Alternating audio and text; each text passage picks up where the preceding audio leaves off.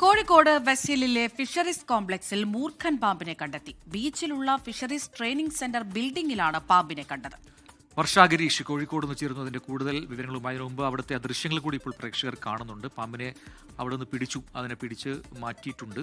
അത് ആ ദൃശ്യങ്ങൾ വ്യക്തമാണ്. വർഷ പറയുന്നത് എപ്പോഴാണ് ഈ സംഭവം ഉണ്ടായത്? അമൃത, ഇന്ന് ഏകദേശം ഉച്ചയ്ക്ക് 2:15 കൂടിയാണ് ഈ സംഭവം. വെസ്റ്റ് ഹിൽ ബീച്ചിലുള്ള ഫിഷറീസ് കോംപ്ലക്സിലാണ് മൂർഖൻ പാമ്പിനെ കണ്ടെത്തിയത്. ഈ കോംപ്ലക്സിന്റെ വരാന്തയിലായിരുന്നു മൂർഖൻ പാമ്പ് ഉണ്ടായിരുന്നത്. അവിടെയുള്ള ജീവനക്കാരനാണ് ആദ്യം പാമ്പിനെ കണ്ടത്. തുടർന്ന് മത്സ്യത്തൊഴിലാളി ക്ഷേമനിധി ബോർഡ് മേഖല എക്സിക്യൂട്ടീവ് അബ്ദുൾ മജീദ് ആണ് ഈ RRT വിവരം അറിയിക്കുന്നത്. ശേഷം RRT അംഗം അനീഷ് പുതിയങ്ങാടി എത്തി ഉടൻ തന്നെ പാമ്പിനെ പിടികൂടുകയായിരുന്നു.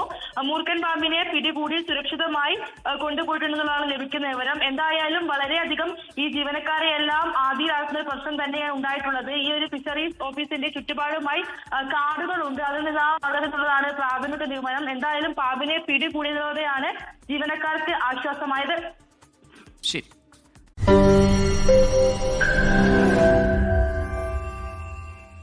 ലോകത്തെവിടെയായാലും ഏത് സമയത്തും 24 വാർത്തകളും ഓഗ്മെന്റഡ് റിയാലിറ്റി പാക്കേജുകളും എക്സ്പ്ലെയിനറുകളും വിശദമായി കാണാൻ ഞങ്ങളുടെ യൂട്യൂബ് ചാനൽ നിങ്ങൾക്ക് സബ്സ്ക്രൈബ് ചെയ്യാം.